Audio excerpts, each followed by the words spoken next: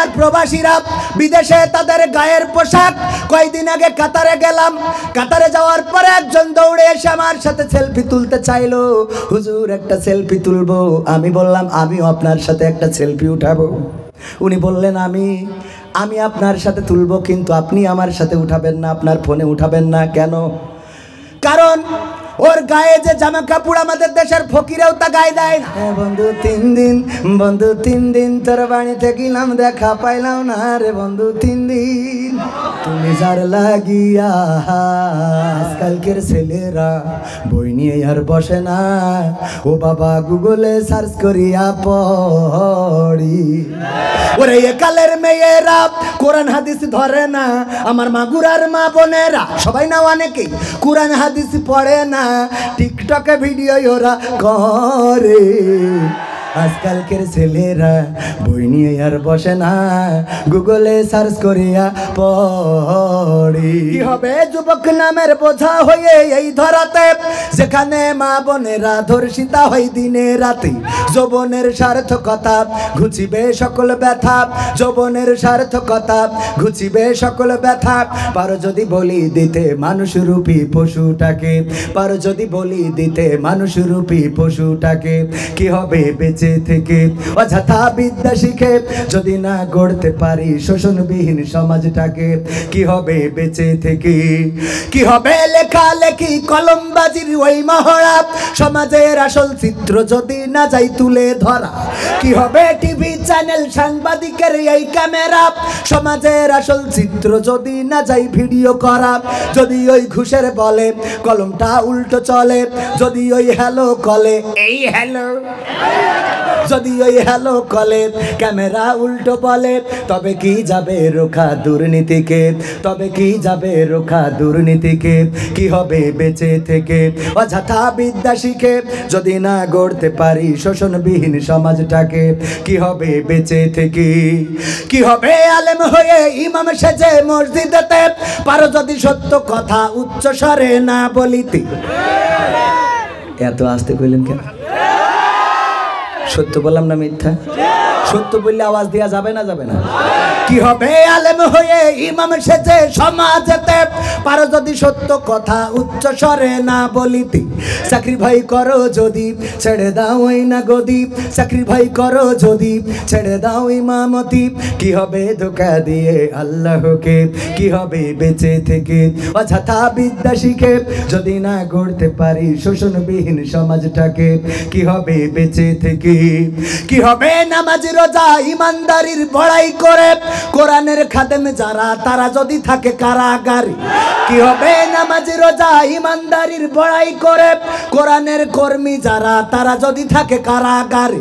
মসজিদের কোণে বসে জিকির যত করো খুশি, মসজিদের কোণে বসে তসবিহ যত টানো ঠেসি, এভাবে যায় না পাওয়া আল্লাহকে? যাবে? এভাবে যায় না পাওয়া আল্লাহকে, কি হবে বেঁচে থেকে? অযথা বিদ্যা শিখে যদি না গড়তে পারি শোষণবিহীন সমাজটাকে, কি হবে বেঁচে থেকে? কি হবে নেতা হয়ে জনবলে ঘাড় ফুলিয়ে মাগুরা গরম দেখে যদি থাকো ঘরে শুয়ে? কি হবে নেতা হয়ে জনবলে ঘাড় ফুলিয়ে রাস্তা গরম দেখে যদি থাকো ঘরে শুয়ে? এর চেয়ে সেজে গুজে ভিলেনের সঠিক পদে, এর চেয়ে সেজে গুজে ভিলেনের সঠিক পদে দিয়ে দাও বিনয়ে জীবনটাকে, দিয়ে দাও বিনয়ে জীবনটাকে, কি হবে বেঁচে থেকে?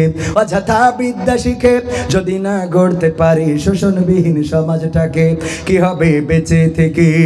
কি হবে আকাশ ছোঁয়া বিলাসবহুল বাড়ি গাড়ি, না খেয়ে কত মানুষ পরপারে দিচ্ছে পাড়ি? এমন আছে না নাই? এই দেশের মানুষগুলো যারা কোট পরে টাই পরে, ওরা কোট টাই পরে এই দেশের টাকা অন্য জায়গায় নিয়ে দেশটা করে ফাঁকা। আর যারা গরিব মানুষ এই একটা ছেঁড়া জামা ছেঁড়া জুতা পরে বিদেশে টাকা ইনকাম করে এই দেশের রেমিটান্সটা শক্তিশালী করে। ঠিক না বেঠে? আমার প্রবাসীরা বিদেশে তাদের গায়ের পোশাক। কয়েকদিন আগে কাতারে গেলাম, কাতারে যাওয়ার পরে একজন দৌড়ে এসে আমার সাথে সেলফি তুলতে চাইলো। হুজুর একটা সেলফি তুলবো। আমি বললাম আমিও আপনার সাথে একটা সেলফি উঠাবো। উনি বললেন আমি আপনার সাথে তুলবো, কিন্তু আপনি আমার সাথে উঠাবেন না, আপনার ফোনে উঠাবেন না। কেন? কারণ ওর গায়ে যে জামা কাপড় আমাদের দেশের ফকিরেও তা গায়ে দেয় না, ওর পায়ে যে জুতা আমার দেশের ফকিরও সেই জুতা পায়ে দেয় না, ওর পরনে যে প্যান্টটা রয়েছে ওই প্যান্টটা নায়ক নায়িকা ছাড়া কেউ পরে না। মানে এত ছিঁড়া, খালি ওই নায়িকারা পরে। নায়িকাদের প্যান্ট ছিঁড়া খেয়াল করেছেন? নায়ক নায়িকা ছাড়া ওই প্যান্ট কেউ পরে না। এই প্রবাসীরা ছেঁড়া জুতা, ছেঁড়া প্যান্ট, ছেঁড়া জামা, ছেঁড়া টুপি মাথায় দিয়ে ওই বিদেশে পরিশ্রম করে, মাথার ঘামটা পায়ে ফেলে। ঈদের দিন আমার ম্যানেজার স্যার বললেন, ঈদের সময় রমজানের হজ করার পরে, রমজানে উমরা করার পরে, ঈদের সময় অথবা কুরবানির সময়, কুরবানির ঈদে হজ করার পরে দেখলাম প্রবাসীরা পলিথিন নিয়ে দাঁড়ায় রয়েছে। যারা ক্লিনের কাজ করে তারা জানে পলিথিনে ময়লা ফেলার মতো তেমন ময়লা এখানে নাই, কিন্তু সবাই তাকিয়ে থাকে মানুষের হাতের দিকে ঈদের দিন, কারণ তাকিয়ে আছে কেউ না কেউ বকশিস দিবে। ময়লার টং ধরে দাঁড়িয়ে আছে, ময়লার প্যাকেট ধরে দাঁড়িয়ে আছে ময়লা ফেলার জন্যে। ময়লা না ফেলে কেউ 1 টাকা 2 টাকা 5 টাকা তাদের হাতে দিবে, আর এই টাকাটা গুছিয়ে নিয়ে বাংলাদেশে রেমিটেন্স পাঠিয়ে বাংলাদেশের সরকারের অর্থনীতিকে শক্তিশালী করে। আর এই সরকারের সাথে থেকে কিছু দুর্নীতিবাজ আছে যারা সুইস ব্যাংকটাই টাকা ভারী করে। ঠিক না বেঠে? এই জন্য আমার আইনুদ্দিন আল আজাদ ভাই সুন্দরভাবে লিখেছেন, কি হবে আকাশ ছোঁয়া বিলাসবহুল বাড়ি গাড়ি, না খেয়ে কত মানুষ পরপারে দিচ্ছে পাড়ি। আজরাইল আসবে যবে মাটিতেই পড়ে রবে, কোনো কাজে লাগবে না ওই প্রাসাদটাকে। লাগবে? আপনার কত বড় দালান, কত 5 তলা বাড়ি, 10 তলা বাড়ি, আপনি 10 তলা বাড়ির উপরে ঘুমান। হঠাৎ করে মাগুরায় একটা রোড অ্যাক্সিডেন্ট হয়েছে, আর ওখান থেকে আপনি কিল্লা ফতে মানে খেলা শেষ, চলে গেলেন ওপারে, বিনা টিকিটে আপনারে পাঠাই দেয়া হলো। এরকম ঘটে না? ঘটে না? ওগো আমার ভাইয়েরা, কবির বিন সামাদ কিভাবে মারা যাবে কেউ কি জানে? কবির বিন সামাদ জানে না? জানে না। প্রতিটা মানুষ যেভাবে মারা যায় আমিও একদিন সেভাবে মারা যাব। মাঝে মাঝে কল্পনা করি হয়তো বা কোনো একটা রাস্তায় অ্যাক্সিডেন্টেও আমার মৃত্যুটা হতে পারে, অথবা পানিতে ডুবে যেয়ে মৃত্যুটা হতে পারে, অথবা বিমান ক্র্যাশ খেয়ে মৃত্যুটা হতে পারে, অথবা আমি নিখোঁজ হয়ে যেতে পারি, আমার খবর আর কেউ পাবে না, অথবা আমি হার্ট স্ট্রোক করে মারা যেতে পারি, ব্রেন স্ট্রোক করতে পারি, অথবা ফাঁসির কাস্টে ঝুলা লাগলেও লাগতে পারে না, অথবা পাগল হয়ে ঘুরে ঘুরে দেখা গেল একটা অমানুষের মৃত্যু কপালে জুটতে পারে না। আমরা জানি না কোন ভাবে মারা যাব। কয়েকদিন আগে বেনাপোল এক্সপ্রেসে আগুন ধরানো হলো সরকারকে বেকায়দায় ফেলানোর জন্য। যারা আগুন ধরাইলো সরকারের কি এমন ক্ষতি হলো? ক্ষতি তো হলো জনগণের, ক্ষতি তো হলো দেশের, ক্ষতি হলো দেশের সম্পদের। যখন আগুন জ্বলতে লাগলো, আগুনের লেলিহান শিখায় মানুষ পুড়তেছে, বাঁচার জন্য কেউ বা ছুটতেছে, কিন্তু একজন পুরুষ মানুষকে আপনারা দেখেছেন, এই মানুষটাকে যখন বাঁচানোর চেষ্টা করা হয়েছে সেই মানুষটা বাঁচতে চায় নাই, বলল না আমি বাঁচতে চাই না, আমাকে উদ্ধার করো না, আমি বের হব না, আমার বের হওয়ার কোনো প্রয়োজন নাই। মানুষেরা জিজ্ঞাসা করলো কেন তুমি বের হবে না? বলল দেখো এই ট্রেনে আমার স্ত্রী ছিল, আমার সন্তান ছিল, আমার চোখের সামনে তারা পুড়ে ভস্মীভূত হয়ে গেছে। যেই পৃথিবীতে আমার সন্তান বেঁচে নাই, আমার স্ত্রী বেঁচে নাই, সেই পৃথিবীতে আমি আর বাঁচতে চাই না। ওই আগুনের লেলিহান শিখায় নিজেও পুড়ে শেষ হয়ে গেল। ওগো আমার ভাইয়েরা, এমন মৃত্যু আমার আপনার হতে পারে না? হতে পারে। ধরেন আমার 10 তলা বাড়ি, 5 তলা বাড়ি, মাগুরার পরে শহরের উপরে, ঢাকা শহরে কিংবা যশোর সদরের উপরে 10 তলা বাড়ি, আমি আগুনে পুড়ে মারা গেলাম কিংবা রাস্তায় অ্যাক্সিডেন্টে মারা গেলাম। আমার লাশটা পাঠানোর পরে আমার বউ খুব আদর করে জড়াই নিয়েতে 10 তলার উপরে উঠাবে। ওই 10 তলায় কত আরাম, কত এয়ার কন্ডিশন, কত নরম বেড, কত সুন্দর পালঙ্ক, কত সুন্দর টয়লেট, কত সুন্দর ওয়াশরুম, কত সুন্দর আয়না, কত সুন্দর সিসিটিভি সব লাগানো, কিন্তু ওই ঘরে আর আপনার ফিরানো হবে না। তাহলে কার জন্যে? আবার বউয়ের বয়স যদি কম থাকে গো থাকি রে, তাইলে উনি ওই 10 তলার ফ্ল্যাটটা সহ একসাথে তেশ মেরে বসে থাকবে। ঠিক না বেঠে? সত্যি বলছি না মিথ্যা? বলেন সত্য না মিথ্যা? ওগো আমার ভাইয়েরা, কিসের মায়া, কার জন্য তো মায়া করেন? এই দুনিয়ায় কেউ আপন আপন আপন বলিস যারে আপন কেহ না, সবাই তো দুদিনের এই মিশে মায়ায় শুধুমাত্র সম্পর্কে জড়াতে চায়। আহারে এই সম্পর্কটাও স্বার্থের সম্পর্ক, স্ত্রীর সাথে সম্পর্ক, সেক্সের সম্পর্ক। সন্তান হয়েছে, বাবা মার ভালোবাসা ছিল, আল্লাহ চেয়েছিলেন তাই এই সম্পর্ক সন্তানের সাথে মা বাবার সম্পর্ক খারাপ হয়ে যায় যদি মা বাবাকে চাহিদা মতো দিতে ব্যর্থ হয়। এক ছেলে খুব ভালো দেয় আর এক ছেলে দেয় না, মা বাবা বলেন যে দেয় না তার জন্য দোয়া করে নাকি? কথা কয় না, হয়তো করে কিন্তু অল্প, একটু টান আছে না, একটু টান আছে ভাই। এটা আমার আপনারাও যারা একাধিক মানে যাদের ভাই বোন আছে তারা হিসেব করে দেখবেন যে যে মার বাবার ভালো দিতে পারছে রে বাবা আল্লাহ, আর যেটা পারে না কয় তুই কম করে খেয়ে বেড়া, তো লাগবে না। আর কিছু গাঁজাখোর ছেলেও তো থাকে, ওরা কর্ম করতে চায় না, আবার কয় হুজুর বিয়ে হয় না দোয়া করতেন, আছে না নাই? সময় অল্প, বেশি কথা বলবো না। আমার ছাত্রলীগের জেলা জয়েন্ট সেক্রেটারি, খুব বেশি ভালো লাগলো ভাইজান আমার কোরআনের মাহফিলে আছে মাগুরায়। সেই দিন গত কয়েকদিন আগে মাগুরা প্রপারে আলোচনার এক পর্যায়ে কিছু টাকা পয়সা চাইলাম মাদ্রাসার জন্যে, রড দিল, ইট দিল, সিমেন্ট দিল। এবার বললো হুজুর একটু বালুর ব্যবস্থা করিয়ে দেন। বললাম বালু দাও, বালু দাও। 5 টলি বালু লাগবে, 2 টলি দিয়েছে, আর কেউ দেওয়ার জন্য মুখ খোলে না। আমি বললাম এখানে কি আওয়ামী লীগ, বিএনপি, জাসদ, আওয়ামী লীগ, বিএনপি বাদ দিছি, ওকে তো টাকা নেই, আওয়ামী লীগ, যুবলীগ, ছাত্রলীগ এই জাতীয় কেউ নেই দেওয়ার মতো। একজন বলছে হুজুর আমি ছাত্রলীগের নেতা, 1 ট্রাক বালি দিয়ে দিলাম। সুবহানাল্লাহ বলবেন না? আলহামদুলিল্লাহ, আমাদের এই জাতীয় লোকের দরকার আছে না নাই? আমার ছাত্রলীগের জয়েন্ট সেক্রেটারি গাড়িতে আসার সময় বলছিল হুজুর তালগাছ কবিতাটা আবৃত্তি করবেন। ওটা হলো, আমি ভাইজানকে বলেছি ওটা সাংস্কৃতিক অনুষ্ঠানের একটা কবিতা, আপনারা সাংস্কৃতিক অনুষ্ঠান করলে আমি এসে ওটা আবৃত্তি করে দেব। এটা হলো একটা মাহফিল, এখানে একটু কন্ট্রোল করে চলার দরকার আছে না নাই? একটু কন্ট্রোলের দরকার। আমি ভাইজানের প্রতি সম্মান রেখে বলছি, আগামীতে যখন আপনাদের সম্মেলন হবে, কি হবে?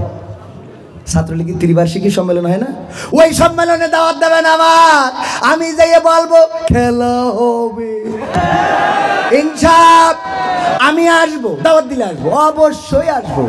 কারণ আমার আওয়ামী লীগের ভাইয়েরাও আমার, বিএনপিরাও আমার, জামাত আমার, জাসদ আমার, হেফাজত আমার। বঙ্গবন্ধু এই দেশটা স্বাধীন করেছেন এই দেশের মানুষের জন্য, বলেন ঠিক কিনা? বঙ্গবন্ধু যখন ছাতি মারছে বলেছিলেন তোমাদের যা কিছু আছে তাই নিয়ে শত্রুর মোকাবেলায় প্রস্তুত থাকো।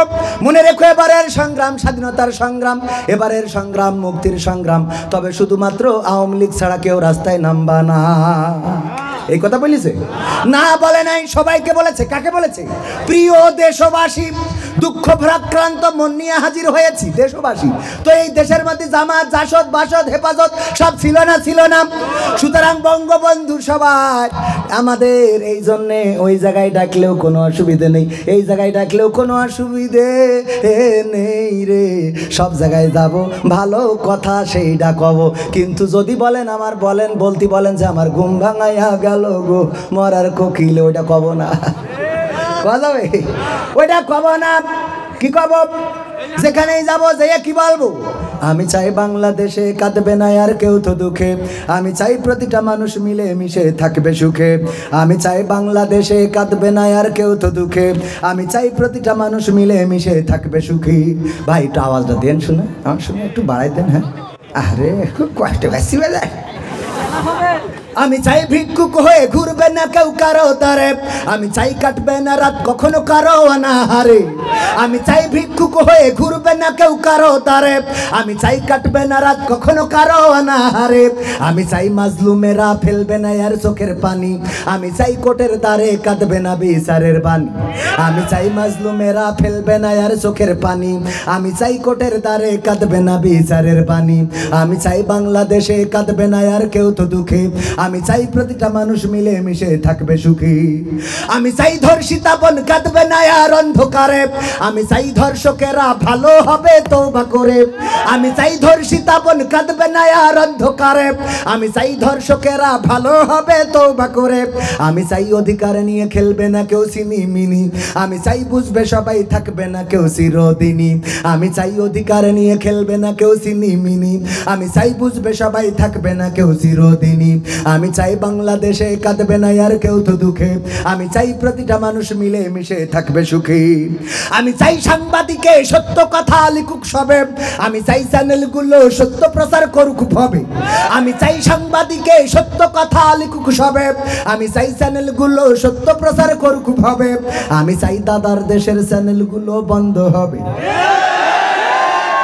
আর একটু জোরে, আর একটু জোরে। আমার মা বোনেরা এতে রাগ করবে না, করবে না, কারণ ওদের হাত থেকে যা মন চাই নিতে পারেন। বাচ্চার দুধ খাওয়াতে যেয়ে কখন মুখ ঘুরে পাশা সামনে টের পায় না, ফিডার ধরে রাখে ওখানে, কিন্তু সিরিয়ালের ওখান থেকে চোখ টানা আমে নারী। এখন আবার নতুন ভাইরাস হয়েছে, বলবো আজকালকের ছেলেরা বই নিয়ে আর বসে না, ও বাবা গুগলে সার্চ করিয়া পড়ি। ওরে একালের মেয়েরা কোরআন হাদিস ধরে না, আমার মাগুরার মা বোনেরা সবাই না অনেকেই কোরআন হাদিস পড়ে না, টিকটকে ভিডিও ওরা করে। আজকালকের ছেলেরা বই নিয়ে আর বসে না, গুগলে সার্চ করিয়া পড়ি। আগের সময় প্রেম করিলে ভাইজান বলতো পাইছো কি, এখন বলে শখ করিয়া বাবু তুমি খাইছো কি। ঠিক না বেঠে? ওরে বাবা বাবু হবে কেন, তো বুড়ো ধাড়ি হয়ে গেছে, ও কি এখন ফিডার খাই নাকি? তুমি জিজ্ঞেস করো বাবু তুমি খাইছো আছে না নাই? আগের সময় প্রেম করিলে বলতো লোকে পাইছো কি, এখন বলে শখ করিয়া বাবু তুমি খাইছো কি। লজ্জা শরম নাই আইলাম কোন জামানাই, লজ্জা শরম নাই আইলাম কোন জামানাই, ভবিষ্যৎ দেখি অন্ধকারে। আজকালকের ছেলেরা বই নিয়ে আর বসে না, গুগলে সার্চ করিয়া পড়ি। নতুন করে হয়েছে চালু এ আবার কোন ট্রেন্ড, হঠাৎ করে 14ই ভ্যালেন্টাইন্স ডে, ওই লাইলাতুল 14ই ফেব্রুয়ারি, দেখি আমার এক বন্ধু মোটরসাইকেলের পিছনে একজনে নিয়ে আমি দাঁড় করালাম, দাঁড় করাই বললাম ওগো দোস্ত এই যে গদখালিতে তুমি নিয়ে আইসাও ভাবি নাকি? কই আরে না। আমি কই কিডা? পরিচয় করাই দিলে এই আমার গার্লফ্রেন্ড। বোঝা গেছে? নতুন করে হইছে চালু এ আবার কোন ট্রেন্ড, পরিচয় করাই দেখি এই আমার বয়ফ্রেন্ড।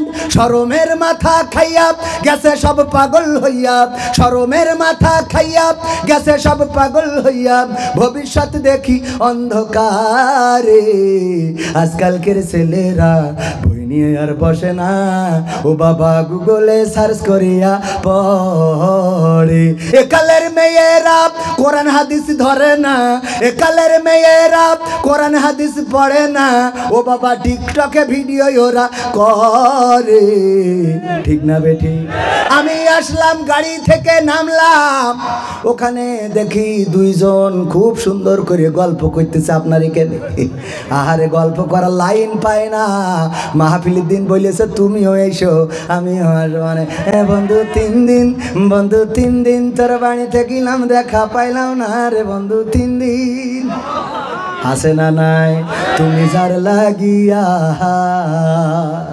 ওরে বাবা গান খালি শুধু মনের মধ্যেই ডিস্টার্ব দিচ্ছে। এত অল্প সময় আমি তো কথা বললি পাশান ভাঙতে ভাঙতে 1 ঘন্টা যায়, আর ওয়াজ করতে 1 ঘন্টা, আর গান শোনাতে 1 ঘন্টা, তাহলে কয় ঘন্টা?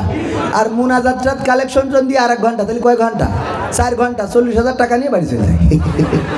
খেলা হবে ইনশাআল্লাহ। আমার ভাইরা এবার সর্বশেষ কথা, টাইম তো তারও 3 মিনিট পার করে ফেলেছি, একটুখানি আপনাদের একটু পরীক্ষা নেব, একটা কাজ একটু করাই, একটু কাজ করাবো কাজ করালাম।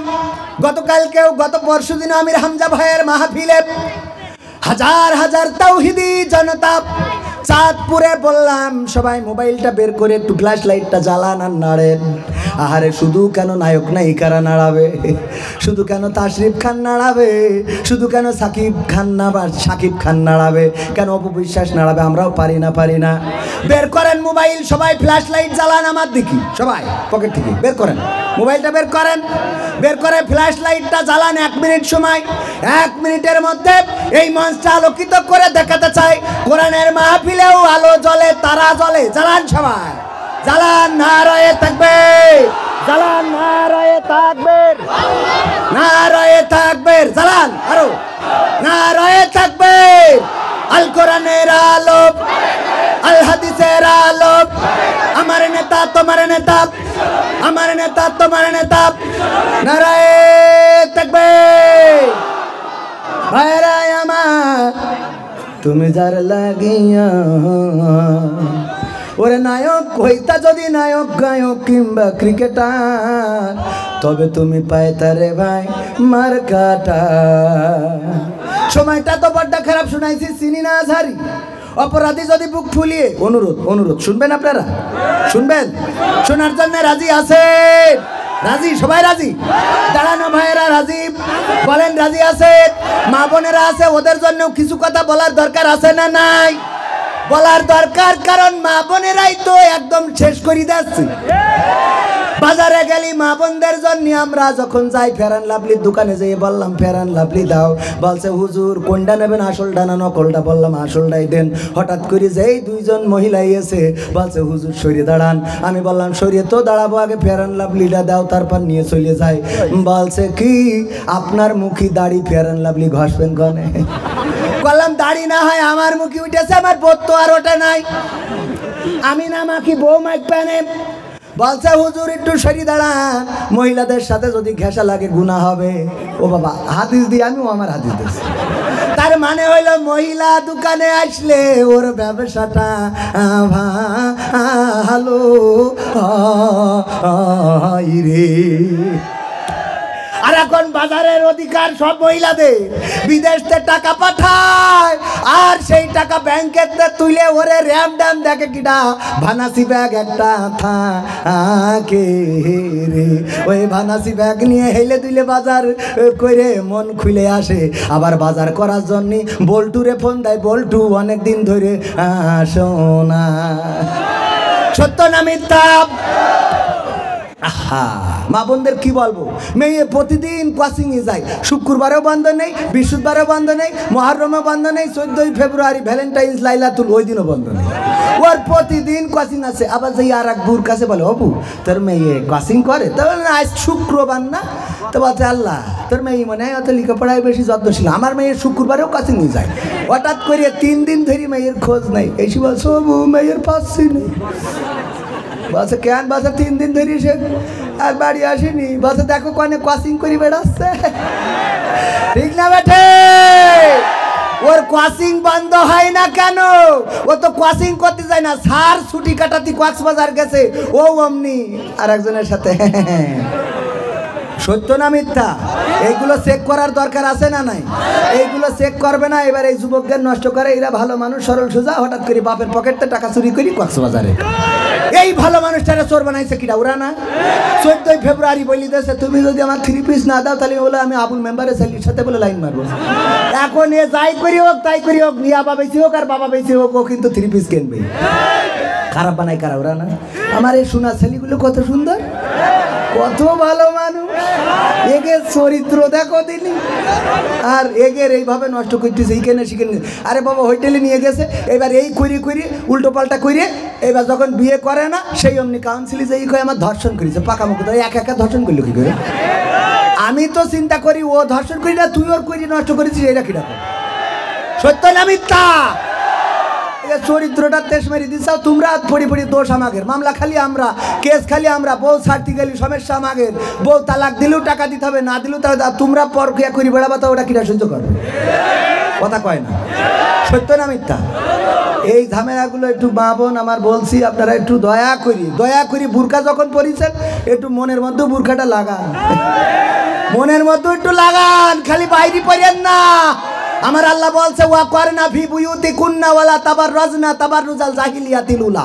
ওগো নারীরা তোমরা পর্দার মধ্যে থাকো, জাহিলি যুগের মেয়েদের মতো সেজে গুজে নিজেদেরকে প্রদর্শন করি বেড়াইও না। ও এত মাকা মাকে যে আলকাতরা বেগম পরিমণি সেজে বসে আছে। আর এই দেখে যুবকরা কিরাস খেয়ে হঠাৎ যেই এক গোসল করা শেষ, কই মামা এ বউ রাখবো না। হ্যাঁ, তবে এখন কিছু ডিজিটাল ফুলাপানিরা আবার ভালো, এরা শিক্ষিত হয়ে গেছে। এরা চেহারা দেখার আগে পাত দিকে তাকায়, দেখে যে নেটওয়ার্ক আছে কি। ঠিক না বেটে? হুজুর সব জানে, এই জন্যই তো যুবকরা, আমি শিখে না যুবকরা শিখে না। যুবকদের নিয়েই তো আমার ব্যবসা। এই যুবকদের ভালো বানানোর দরকার আছে না নাই? আর মুরব্বীরা যদি মনে করেন হুজুর আমাদের কোনো কথা কাছে না, ওরে বাবা এই সময় তো তেজ মারি ঠিক তো আপনারা এই বলুন। ঠিক না বে ঠিক? ওই সময় আপনাদেরও ছিল। ও বাবা, এখন মসজিদে যাই কয় এই যুবক এই তুই পিছনে দাঁড়া, আর ও বলো যৌবন খালি যাই সিগারেট মানে হুক ওঠে নিছ। ও সত্য না মিথ্যা? অনেক আছে, অনেক আছে। এগুলো আমার যুবকদেরকে এগিয়ে দেওয়ার দরকার আছে না নাই? এই মাহফিলের প্রচুর একটা খরচ, অনেক খরচ আছে না, খরচ আছে না? তা এই খরচের জন্য যারা ভালোবাসো মাহফিলটা, কোরআনের মাহফিল, আমি তো টাইম পেলাম না, আমার 15ই টাইম শেষ। তা দেখি 24 বেজে গেছে, তাহলে তো আরও কত টাইম। আমার নকুল কুমার দাদাজি এসেছেন ঢাকা থেকে, ওনার গান শোনার জন্য আমি নিজেও এখানে বসে থাকবো। তো ওনার গান শোনার জন্য উনি যে এসেছেন, গাড়ি খরচ আছে না, মাহফিলের প্যান্ডেল লাইট মাইক এসব খরচ আছে না? তা দুটো একটু পকেট থেকে একটু তেল দেওয়ার দরকার আছে না? তো আমিও কিছু দিই, আপনারাও কিছু দেন, ক্যামেরাম্যান দাও কিছু। হ্যাঁ না, আমি না দিই আমি সাথী পারবো না, আমাদের হবে না, শোনা আমাদের হবে না, কইলাম না। আর এখানে ডানি ভাই যে যা আছেন, এবার আমি দেখবো যে কিরা কত, এখনো এই হলো বাকি রয়ে আসতো রে ভাই, এখনো কত কি আছে। এই যে সিনিনা আজহারি এখনো রয়েছে না, কথা কয় না। আজকে তো আমি আলোচনা করতে আসিনি, ভাইয়ের মাহফিলে আইছি, খালি শুধু প্যাকেট ম্যাকেট কনে সব রেডি। আমি চিনি না আজহারি, চিনি না আনসারি, চিনি না আমির হামজা। কোরআনের পথে কথা বলে যারা, তারাই আমার কলিজা। আমি চিনি না আজহারি, চিনি না আনসারি, চিনি না আমির হামজা। কোরআনের পথে কথা বলে যারা, তারাই আমার কলিজা। আমি চিনি না হেলালি, চিনি না বেলালি, চিনি না আমির হামজা। কোরআনের পথে কথা বলে যারা, তারাই আমার কলিজা। বলো কেমন করে ভুলবো তাদের, যদিও বলো ভুলে যা। বলো কেমন করে ভুলি গো তাদের, যদিও বলো ভুলে যা। আমি চিনি না সাইদি, চিনি না সাইফি, চিনি না আমির হামজা। কোরআনের পথে কথা বলে যারা, তারাই আমাদের কলিজা। কেউ আছে দূরে দূর প্রবাসে, কেউ আছে কারাগারে। চলার পথে কত যে স্মৃতি মনে পড়ে বারে বারে। মধুর সুরে বলতো তারা আল কোরআনের কথা, মনে পড়ে হাই বুক ভেঙে যায়, হৃদয়ে চাপা ব্যথা। কেউ আছে দূরে দূর প্রবাসে, কেউ আছে কারাগারে। চলার পথে কত যে স্মৃতি মনে পড়ে বারে বারে। মধুর সুরে বলতো তারা আল কোরআনের কথা, মনে পড়ে হাই বুক ভেঙে যায়, হৃদয়ে চাপা ব্যথা। কবে যে আবার আসবে ফিরে বিজয়ী বীরের বেশে। লাখো কোটি প্রাণ পথ চেয়ে আছে দিনকে ভালোবেসে, কোরআন ভালোবেসে। আমি চিনি না আজহারি, চিনি না আনসারি, চিনি না আমির হামজা। কোরআনের পথে কথা বলে যারা, তারাই আমার কলিজা। কত যে মুমিন যায় নামাজে, অশ্রু ঝরাই রাতে। লাখো লাখো প্রাণ দুয়া করে যায় নামাজে মোনাজাতে। কেঁদে বলে হাই ওগো দয়াময়, শোনো ক্রন্দন ধ্বনি। দাও ফিরিয়ে যাদের মুখে কোরআনের বাণী শুনি। কত যে মুমিন যায় নামাজে, অশ্রু ঝরাই রাতে। লাখো লাখো প্রাণ দুয়া করে যায় নামাজে মোনাজাতে। কেঁদে বলে হাই ওগো দয়াময়, শোনো ক্রন্দন ধ্বনি। দাও ফিরিয়ে যাদের মুখে কোরআনের বাণী শুনি। তোমার কথা বলতে গিয়ে মাজলুম আজ যারা রক্তের ভাই তার চেয়ে বড় মোদের কলিজায় ওরা, মোদের কলিজায় ওরা। আমি চিনি না সাইদি, চিনি না সাইফি, চিনি না আমির হামজা, কোরআনের পথে কথা বলে যারা তারাই আমার কলিজা। আমরা ভালোবাসি কোরআনের জন্য, ঠিক কিনা? কোরআন থেকে যদি তারা দূরে যেত তাহলে আমরা তাদেরকে ভালোবাসতাম না। সুতরাং আজকে আমি দেখেছি ছাত্রলীগের জয়েন্ট সেক্রেটারি মাগুরা জেলা শাখার, উনি মাহফিলের হয়ে কাজ করছেন। সুতরাং উনি আমাদের প্রাণেরই একজন, বলেন ঠিক কিনা? উনি যদি মাহফিল বন্ধ করার পায়তারা করতেন আমরা উনার বিরুদ্ধে কথা বলতাম, ঠিক না বেঠিক? সুতরাং আমাদের বক্তব্য হলো 1971 সালের 7ই মার্চে বঙ্গবন্ধু ডাক দিয়ে বলেছিলেন তোমাদের যা কিছু আছে তাই নিয়ে শত্রুর মোকাবেলায় প্রস্তুত থাকো। মনে রেখো এবারের সংগ্রাম স্বাধীনতার সংগ্রাম, এবারের সংগ্রাম মুক্তির সংগ্রাম। সেই আওয়াজ শুনে বাংলাদেশের কৃষক শ্রমিক জনতা, বাংলাদেশের কুলি মজুর তাঁতি আপামর জনসাধারণ তারা রাজপথে নেমেছিল, লড়াই করেছিল, সংগ্রাম করেছিল। 9টি মাস রক্তক্ষয়ী সংঘর্ষ করে বুকের তাজা রক্ত ঢেলে দিয়ে মা বোনের ইজ্জতের বিনিময়ে একটি লাল সবুজের পতাকা এনেছিল, বলেন ঠিক কিনা? যেই বীর বাঙালি 1952 সালে বুকের তাজা রক্ত ঢেলে দিয়ে মায়ের ভাষাকে ফিরিয়ে এনেছে, 1971 সালে এক সাগর রক্ত ঢেলে যেই জাতি দেশ এনেছে সেই জাতি আরেকবার লড়াই করার জন্য প্রস্তুত হতে হবে। আর সেই লড়াইটা হবে কোরআনের জন্য। যদি ডাক দেয় দল মত নির্বিশেষে, কে আওয়ামী লীগ, কে বিএনপি, কে জামাত, কে জাসদ, কে বাসদ, কে হেফাজত, এটা কথা নয়, বরং কোরআনের পতাকা তলে এসে আল্লাহর জমিনে আল্লাহর দিন কায়েম করার জন্য রাজপথে থেকে বাতিলের রক্তচক্ষুর সামনে যদি বুলেটের সামনে বক্ষ পেতে দেওয়া হয়, বক্ষ পেতে দিতে হয়, বক্ষ পেতে দেব, রক্ত ঝরাতে হয়, রক্ত ঝরাবো। রক্তের সাগর যদি বয়ে যায় সেই রক্তের সাগরে সাঁতার কেটে কেটে একটি রক্তাক্ত বিপ্লবী কালেমার পতাকা বাংলাদেশে উড়াবোই উড়াবো। কারা কারা রাজি? দুটি হাত দেখতে চায়।